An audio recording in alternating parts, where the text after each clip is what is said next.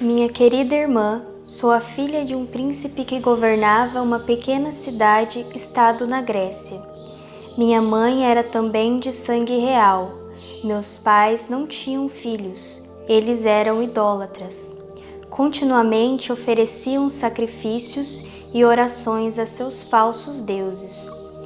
Um doutor proveniente de Roma, chamado Públio, vivia no palácio a serviço de meu pai. Este doutor professava o cristianismo. Vendo então a aflição de meus pais, pelo impulso do Espírito Santo, ele falou-lhes de Jesus Cristo e prometeu rezar por eles se eles consentissem em receber o batismo. A graça que acompanhava suas palavras iluminou-lhes a razão e triunfou sobre suas vontades. Eles tornaram-se cristãos e obtiveram a tão desejada felicidade que Públio lhes havia assegurado, como recompensa de sua conversão. No momento de meu nascimento, eles me deram o nome de Lumena, uma alusão à luz da fé, da qual eu tinha sido, como de fato era o fruto. No dia de meu batismo, eles chamaram-me Filomena, ou amiga da luz, porque naquele dia eu nascera para a fé. A afeição que meus pais tinham por mim era tanta que eles me tinham sempre consigo. Foi por conta disto que eles me levaram a Roma, numa viagem que meu pai foi obrigado a fazer por ocasião de uma guerra injusta, com a qual ele foi ameaçado pelo arrogante imperador Diocleciano. Eu tinha então 13 anos. Em nossa chegada à capital, nós nos conduzimos ao palácio do imperador e fomos recebidos numa audiência. Tão logo Diocleciano me viu, seus olhos fixaram-se sobre mim. Ele aparentava estar perturbado a este respeito. Durante todo o tempo em que meu pai estava a falar com sentimentos animados, tudo o que pudesse servir para sua defesa. Tão logo meu pai cessou de falar, o imperador desejou-lhe que não mais ficasse preocupado, que banisse todo o medo, que pensasse apenas em viver em felicidade. Estas foram as palavras do imperador. Eu colocarei à sua disposição toda a força do império. Eu peço apenas uma coisa, que é a mão de sua filha. Meu pai, ofuscado com uma honra que lhe era distante de ser esperada, livre e instantaneamente aderiu à proposta do imperador. Quando retornamos à nossa própria morada, papai e mamãe fizeram de tudo o que podiam para induzir-me a sucumbir às vontades de Diocleciano e deles mesmos. Eu chorei. Vocês desejariam que, pelo amor de um homem, eu devesse quebrar a promessa que eu fiz a Jesus Cristo? Minha virgindade pertence a Ele. Eu não mais posso dela dispor. Meu pai respondeu: mas você era tão jovem para ter formado tal compromisso.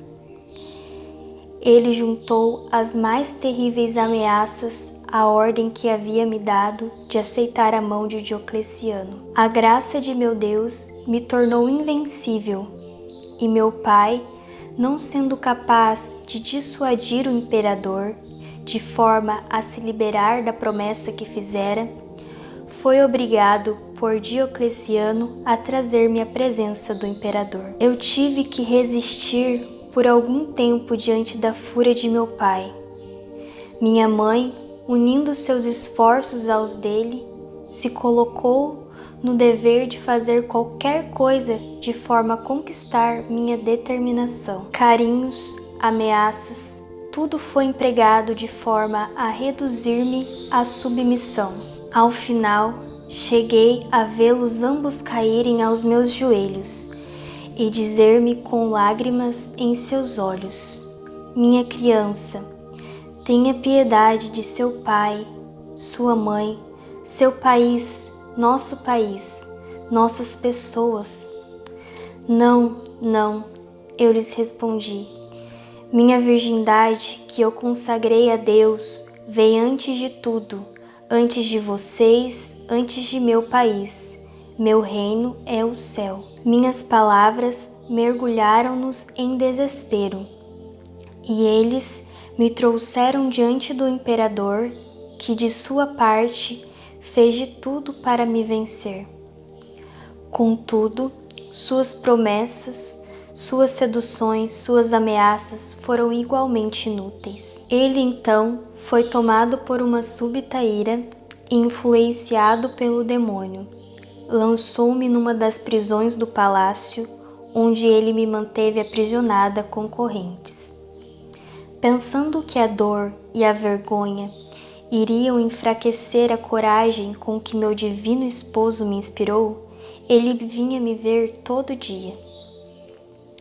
Depois de vários dias, o imperador despachou uma ordem para que minhas correntes fossem afrouxadas, pois que eu pudesse tomar uma pequena porção de água e pão. Ele renovou seus ataques, alguns dos quais teriam sido fatais à pureza, não fosse pela graça de Deus. As derrotas que ele sempre experimentava eram também prelúdio de novas torturas para mim. A oração me sustentava. Eu não cessava de me recordar a Jesus e a sua mais pura mãe. Meu cárcere havia já durado 37 dias, quando no meio de uma luz celestial eu vi Maria segurando o Divino Filho em seus braços. Ela me disse: minha filha, mais 3 dias de prisão e depois de 40 dias você deixará este estado de dor. Notícias tão felizes fizeram que meu coração pulasse de alegria. Mas como a rainha dos anjos acrescentou que eu devesse sair de minha prisão para sustentar, em tormentos amedrontadores, um combate muito mais terrível que aqueles precedentes, caí instantaneamente de alegria para a mais cruel angústia. Pensei que isto iria me matar. Tenha coragem, minha criança. Maria então me disse: não está você ciente do predileto amor que eu guardo por você? O nome que você recebeu no batismo é a sua segurança, pela sua semelhança ao nome de meu filho e ao meu. Você se chama Lumena, como seu esposo é chamado por luz, estrela, sol, como eu mesma sou chamada por aurora, estrela, a lua no esplendor de seu brilho e sol. Não tenha medo, eu te ajudarei. No momento do combate, a graça virá emprestar-lhe a sua força, e seu anjo, que também foi meu, Gabriel, cujo nome expressa fortaleza, virá em teu auxílio. Eu recomendarei você especialmente ao seu cuidado, como a bem-amada de meus filhinhos.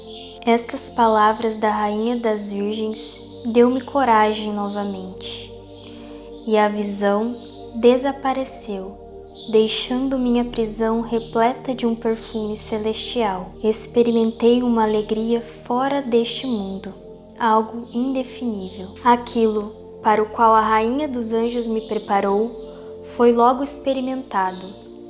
Diocleciano, desesperado em dobrar-me, decidiu por um castigo público que ofendesse minha virtude.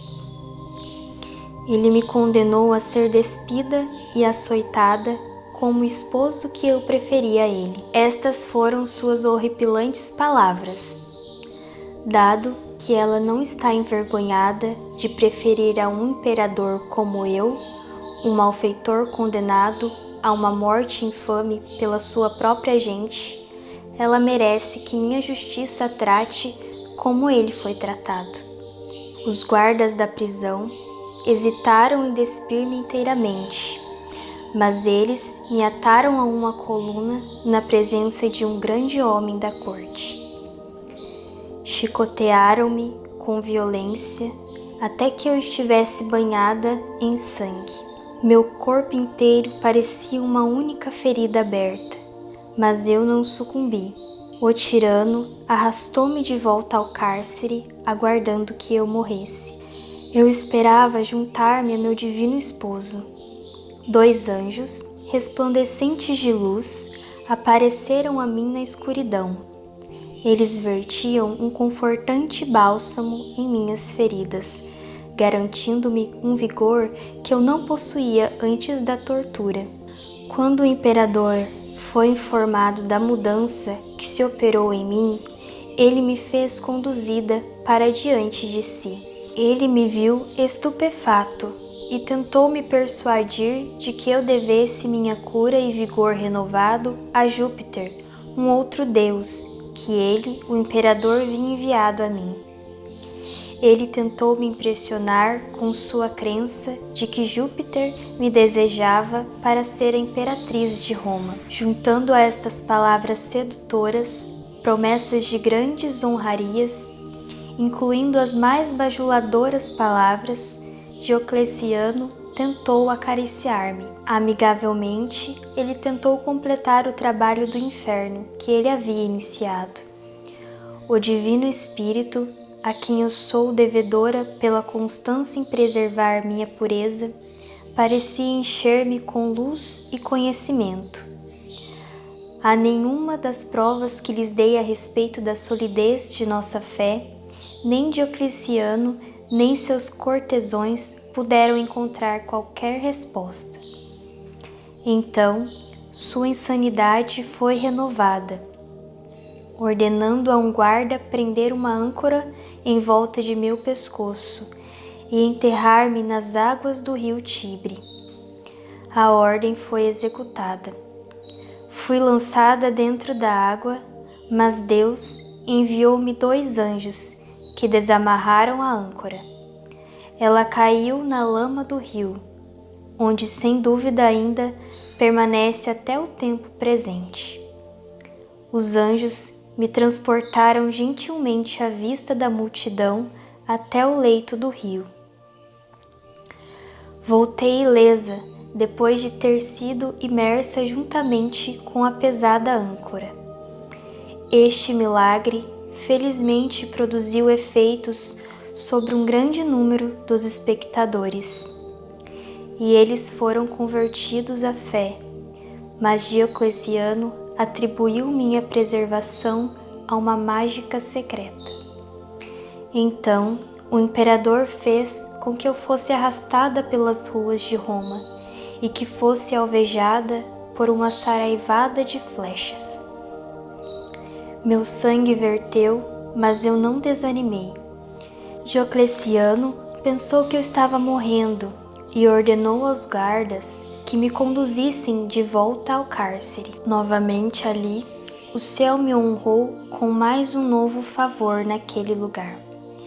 Caí num doce sono e encontrei-me perfeitamente curada quando acordei. Diocleciano ficou sabendo disto e gritou com veemência: "Bem, então, deixemo-la sem transpassada com flechas pontiagudas, uma segunda vez, e deixemo-la morrer durante a tortura."